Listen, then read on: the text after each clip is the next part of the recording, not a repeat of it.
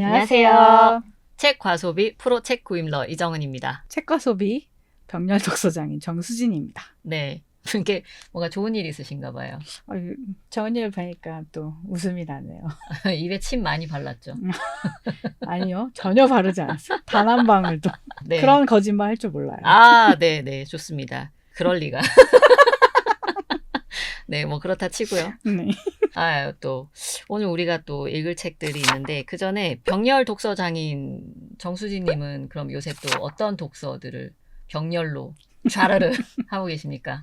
이 진행 상황이 아직도 좀 처참하긴 하지만 네, 짧게 말씀드리자면 네, 최근에 어쩌다가 음, 읽게 된 책 중에 하나가 이제 사랑은 과학이다. 로건 유리라는 그 하버드 행동심리학 교수님이 쓰신 책이에요. 원래는 이 책 영어 제목이 How Not to Die Alone이거든요. 어떻게 하면 혼자 죽지 않는 법 이런 책인데 원래 인간은 혼자 죽죠. 그렇긴 한데 일단 사람들이 이제 싱글로서 살아가면서 제일 두려워하는 것 중에 하나가 나의 사랑하는 친구 가족들이 다 이제 이 세상을 떠나면 혼자서 죽음을 맞이하는 단계, 그 늙음과 동시에 된다면 얼마나 두려울까에 대한 생각을 많이 하잖아요. 100세 시대를 향해 가는 현 네. 세상에서 네. 어떻게 하면 혼자 죽지 않는가. 그런 연애 관련해서 이제 비법서 같이 나오는 책이긴 한데 그게 말이 되나? 연애의 비법이 어딨어? 그래서 읽어보기 시작했거든요. 근데 네. 모든 일을 진행할 때 있어서 타임라인을 갖는 게 되게 중요하다. 네. 그냥 정처시 뜬구름처럼 그냥 뭐 죽기 전에는 누군가를 만나지 않을까? 이런 식으로 하는 것보다는 네. 2년 안에 열심히 연애를 해서 네. 누군가를 만나서 3년간 연애를 해보고 이분이 괜찮다 싶으면 나는 정착을 하겠다. 이런 식의 약간 파이프라인 같은 걸 만들어야 된다. 많이 나오는 얘기기는 해요. 그런 거에 관련된 얘기가. 근데 또 연애에 그걸 접목을 시켜보니까 신기하더라고요. 나름 관심 있게 오디오북으로 읽고 있고, 그리고 저희 원래 설국을 같이 이제 독서 모임에서 읽고 있었는데, 저가 계속 읽고 있는 넬레노이 하우스의 3번째 작품, 깊은 상처. 그거를 또 조금 이렇게 끄적끄적, 왜냐하면 이제 이 깊은 상처라는 책이 유대인에 관련된 얘기가 나와요. 독일 분이 미국에서 잘 살다가 은퇴를 하고 독일로 다시 돌아와요. 근데 돌아온 첫날 죽임을 당하거든요. 근데 이제 끝까지 읽진 않았지만 네. 제가 봤을 때 아무래도 나치 이쪽과 관련이 있을 것 같다는. 다 안 읽었으니까 스포는 아니지만 왠지 그럴 것 같네요. 네네네. 그럴 것 같아서 또 긴장감을 그러고 열심히 찍먹을 하고 있었습니다. 그 찍먹 중에 아까 넬레 노이하우스의 3번째 추리소설이라고 했던 거 유대인 얘기하면서 이제 혼자 웃으셨던 게 오늘 요 책을 얘기할 거기 때문에 그쵸? 그쵸. 네.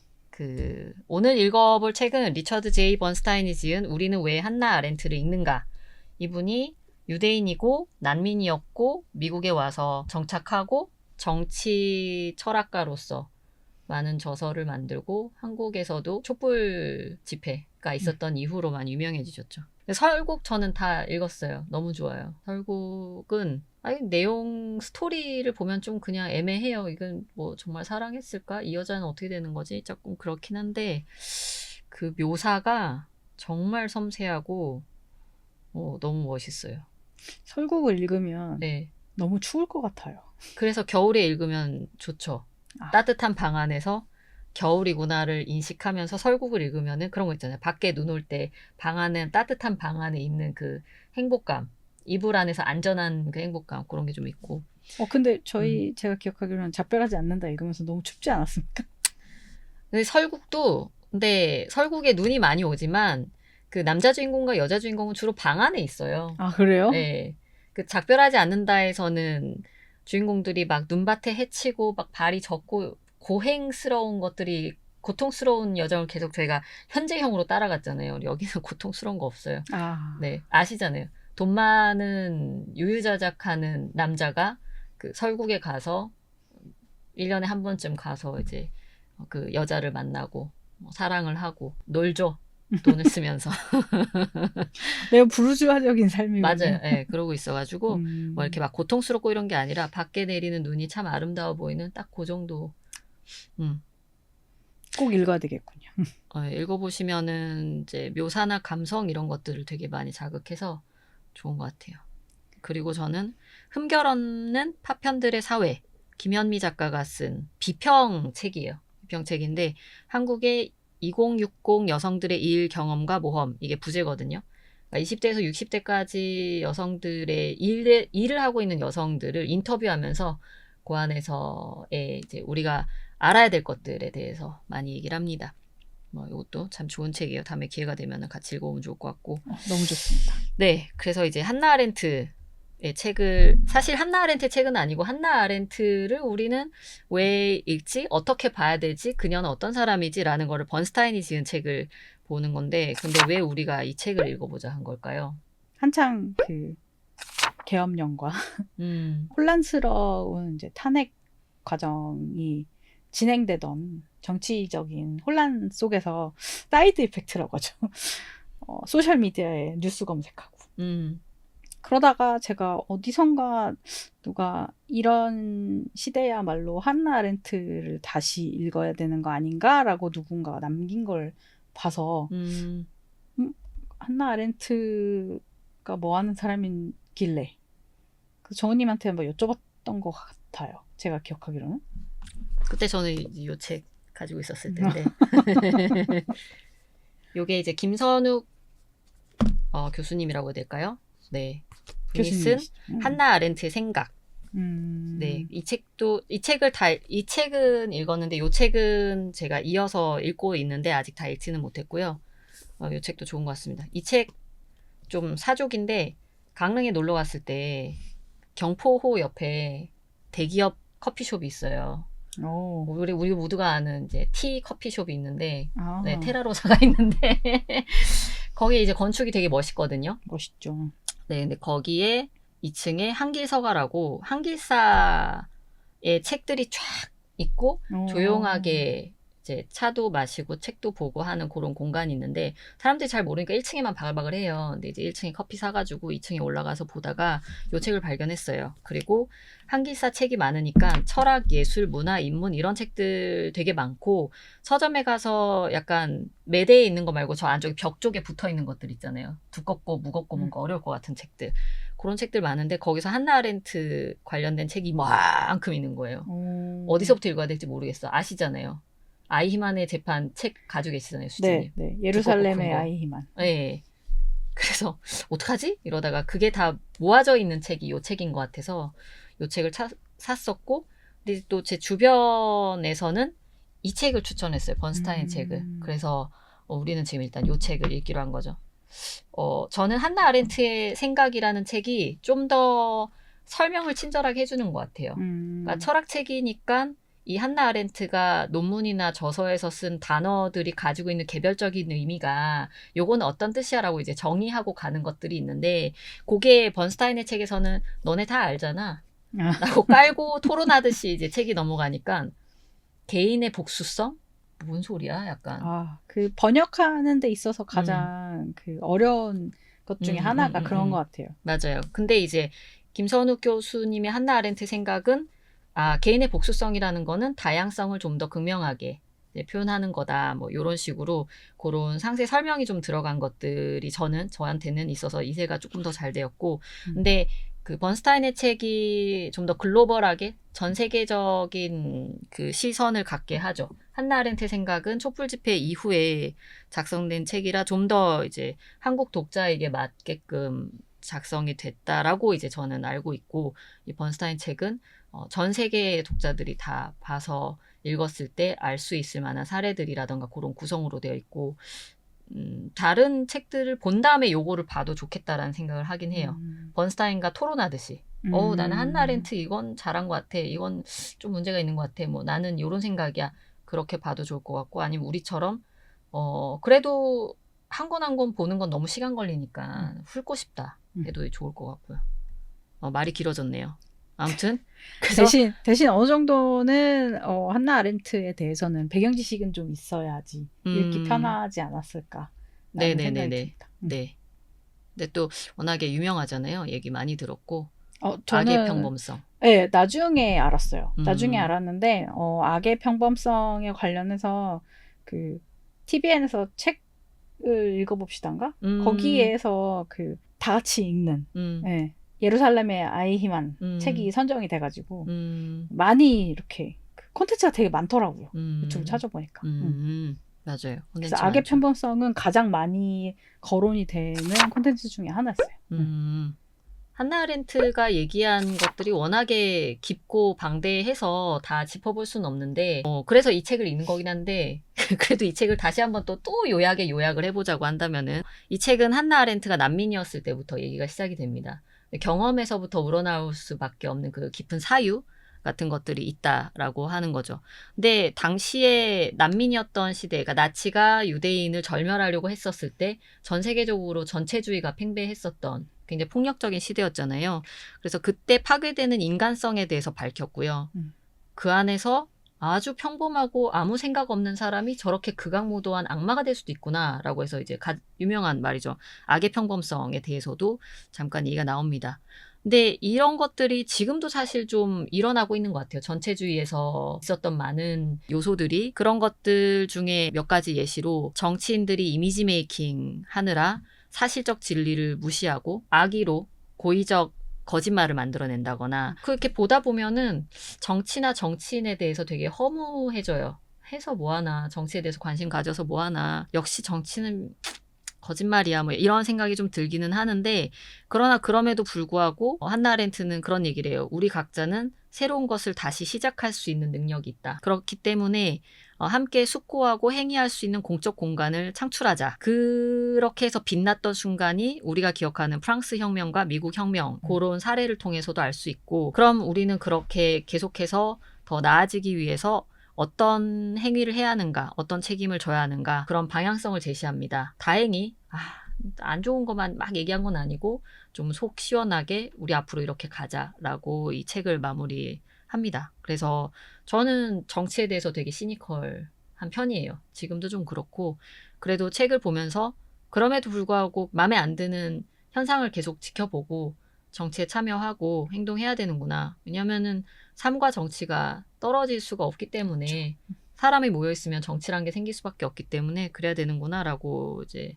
나름 반성을 하게 된 네, 그런 책이었어요. 악의 평범성 같은 경우에는 그 홀로코스트로 대변되는 워낙에 큰 역사적인 사건들도 있었고 이 영화 쪽에 또 많은 유대인 감독들이 있다 보니까 해당 사건에 대한 영화들이 정말 많거든요. 소설도 많고 소설을 그쵸. 기반으로 한 네. 영화들이 제작이 많이 되다 보니까 제가 지금 생각해보기로는 제가 봤던 영화 중에 가장 인상 깊었던 것들은 파자마 입은 소년?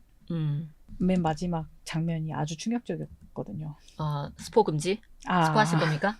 스포가 더 재밌나? 그러려나?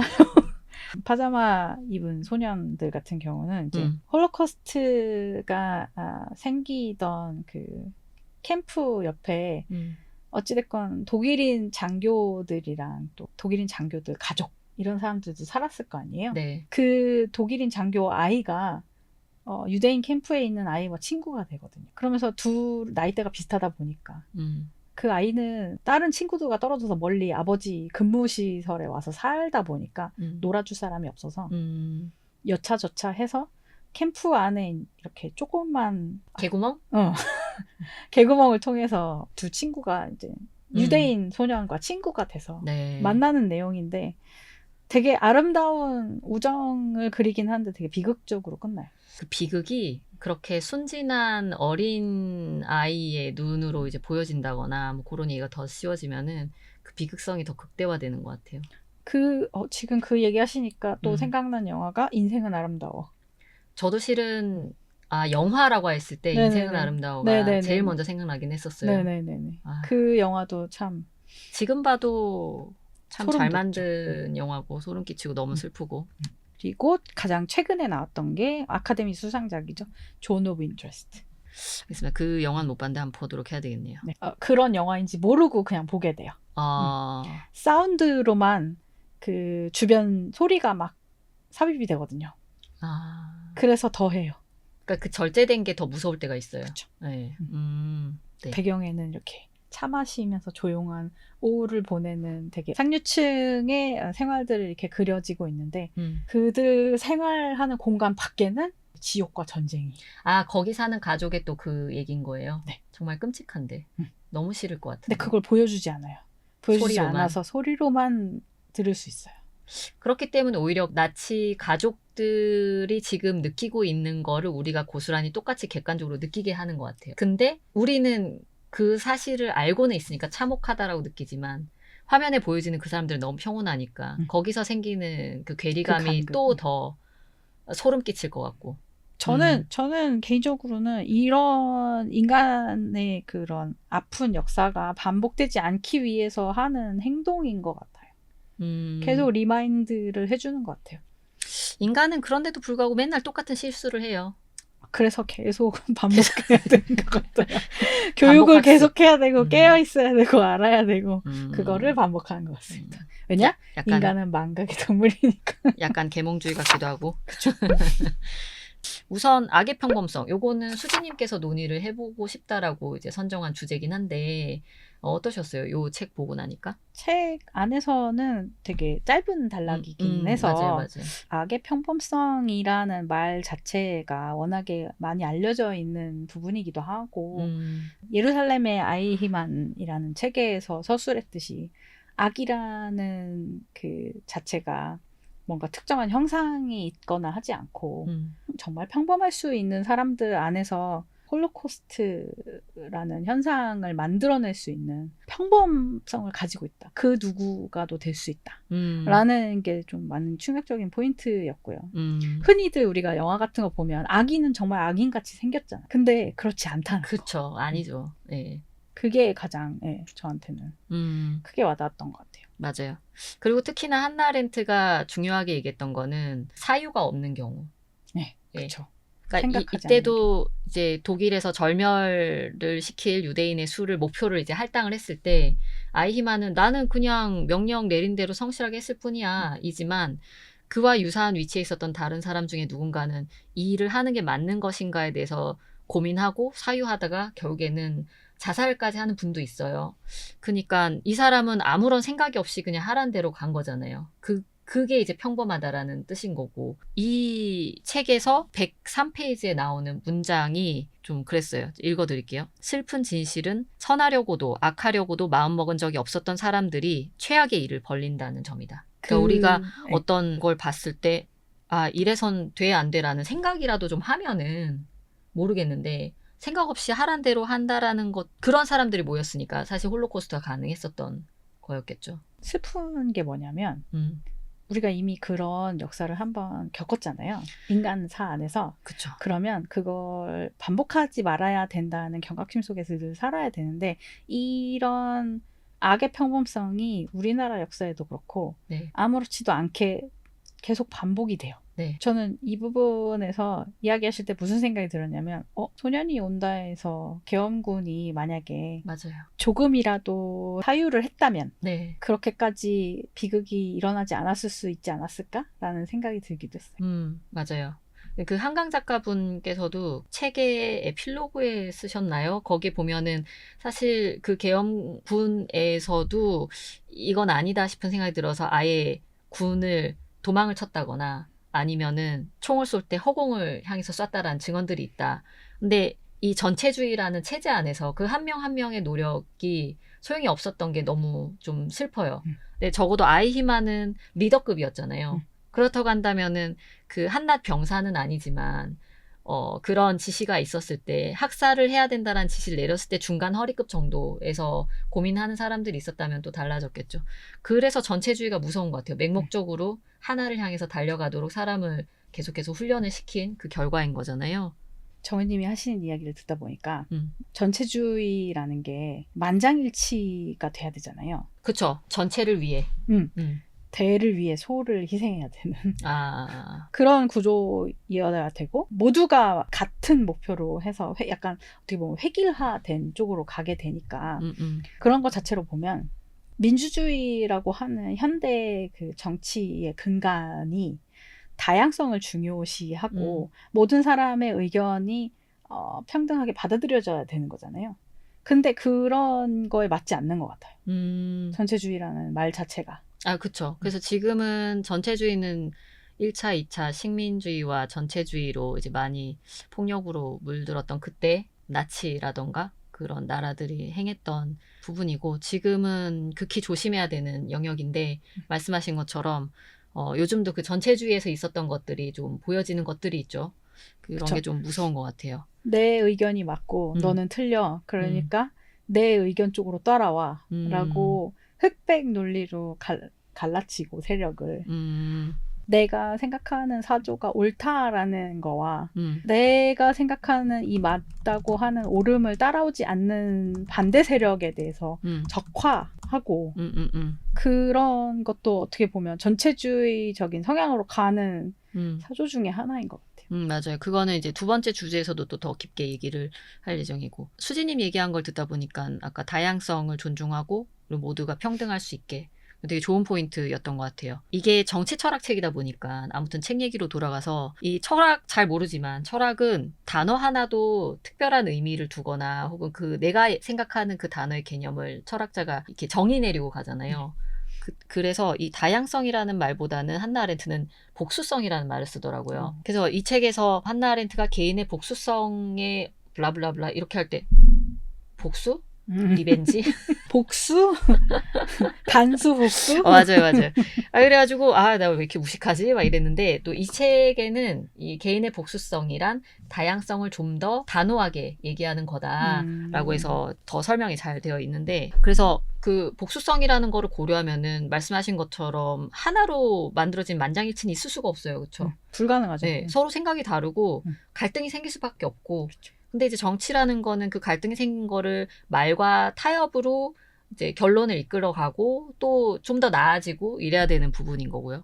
그리고 또 한나 아렌트 아까 그 평등이라는 단어를 얘기하시니까 생각이 나는 게, 한나 아렌트가 그런 얘기를 해요. 이 책에도 나오는데, 인간은 자연적으로 평등하지 않아. 그렇기 때문에 법으로 평등할 수 있도록 하는 게 필요하다. 라는 얘기를 해요. 그러니까 인간은 평등해 라는 게 아니라, 인간은 안 평등하니까 우리가 인간이라면 평등하게 만들어야지. 이게 축약 버전인 것 같다라는 생각이 또 좀 드네요. 저는 개인적으로는 법이라고 하는 게 존재하는 이유 중에 하나인 것 같아요. 그게 불완한 인간 사회에 있어서 인간이 행해야 될 행위, 그거를 보완해주는 역할이 법이라고 생각하거든요. 최소한이죠, 법은.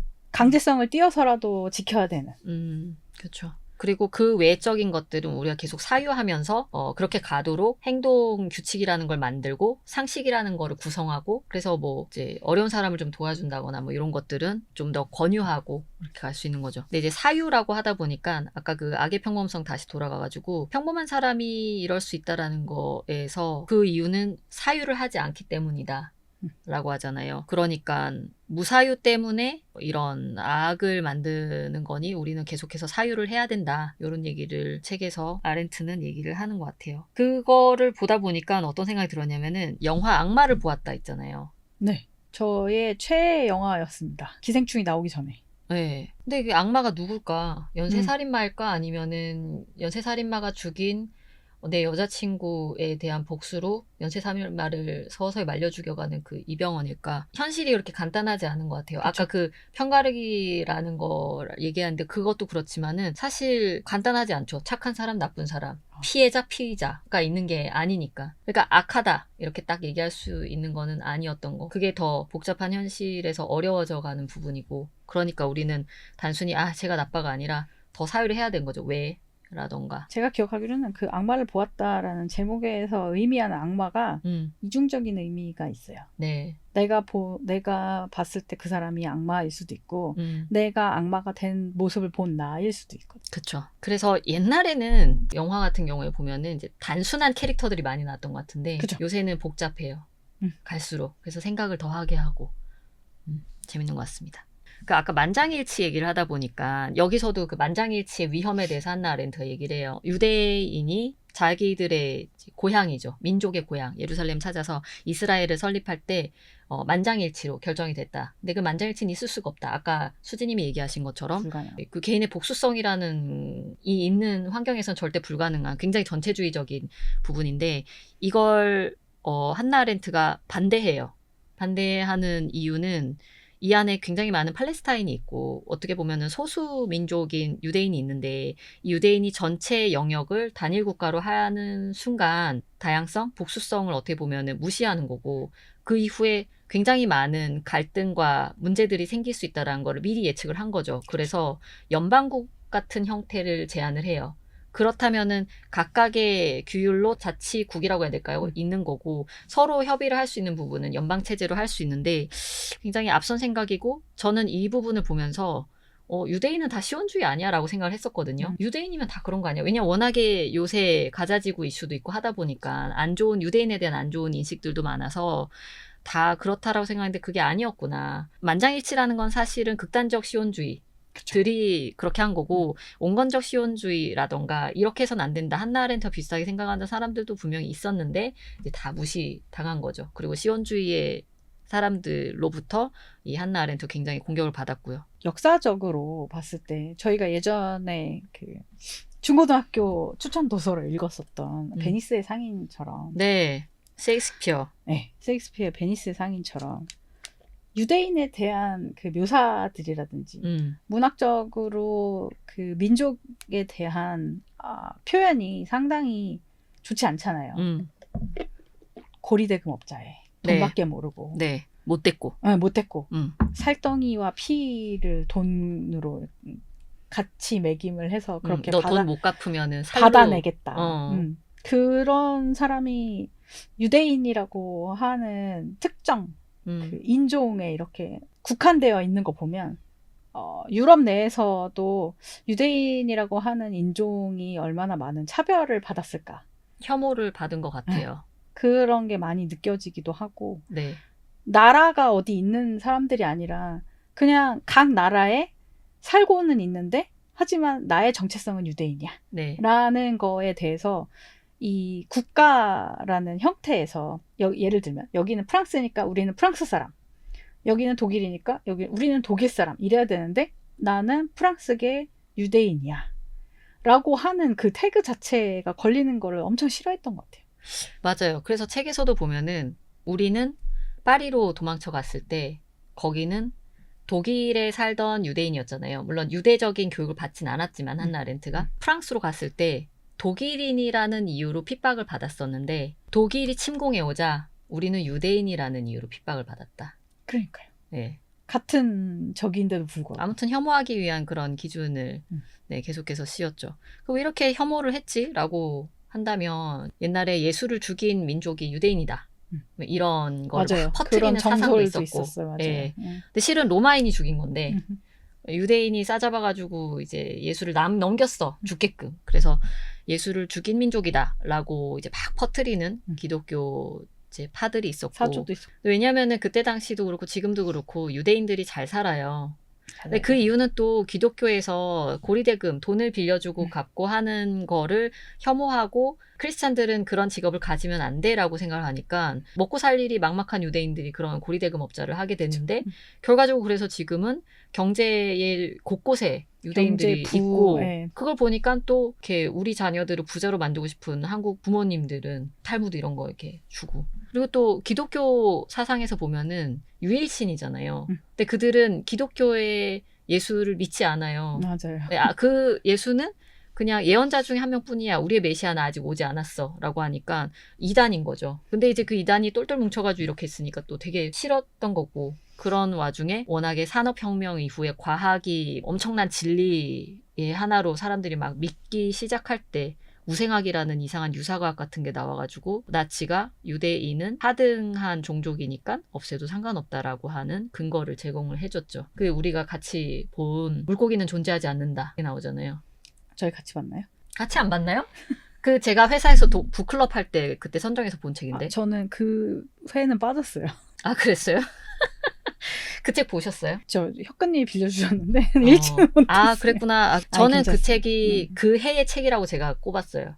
사실 지금은 올해 책 뭐예요라고 하면은 이것도 좋고 저것도 좋고 하는데 그 해는 그게 압도적으로 저는 좋았어요. 네. 문장이나 내용이 되게 흡입력이 있는데 도대체 뭐야 이건 정체가 뭐일까? 누가 읽고 있는데 그 책 무슨 책이야 이러면은 말을 못하겠어요. 이거는 에세이야라고 하기도 뭐하고 이거는 위인전이야라고 하기도 뭐하고. 위인전.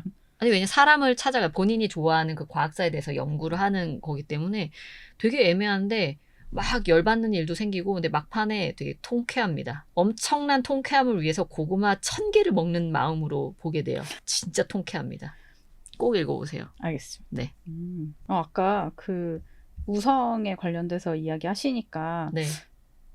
유대인의 인종이 하등이고 낮은 그런 비천한 인종 계급이기 때문에 합혼도 안 되고 유대인과 같이 살았던 사람, 뭐 결혼해서 가족 관계를 이뤘던 사람들도 같이 처벌을 받았던 걸로 기억하거든요. 그 영화 인생은 아름다워. 맞아요. 에서도 보면은 거기 여자 엄마도 주인공은 끌려가잖아요. 네, 이탈리아 독일인이고 사람인데. 독일 장교의 딸이었는데도 유대인과 결혼했기 때문에 나중에는 아무튼 유대인 이탈리아 사람입니다. 이탈리아 죄송합니다. 우생학 입장에서는 하등의 DNA를 전파하는데 한몫했고 거기에서 나온 혼혈은 마찬가지로 그 DNA가 섞여 있으니까 없애야 되는 존재다 이렇게 생각하는 거죠. 그러니까 다윈을 이상하게 꼬아가지고 유사각을 만든 거예요. 네. 맞아요. 네. 겪었잖아요. 근데 미국에서 흑인에 대해서 대하는 태도가 똑같았어. 인종 간의 그런 격리라든지 흑인과의 결혼 금지 이런 거. 맞아요. 그 인간은 똑같이 계속 반복의 반복하는가. 그래서 역사주의자분들이 매우 회의적이라는 거는 공통적인 거. 다른 데서 했네 얘기가. 그래도 우리가 허무주의에 빠질 순 없으니까. 그럼요. 네, 직시하고 좀 나아지기 위해서 어떤 걸 해야 될까라는 고민을 하는 사람들이잖아요. 왜? 우린 책을 읽으니까. 그럼요. 네, 그래서 그럼요. 두 번째 주제로 넘어가 볼게요.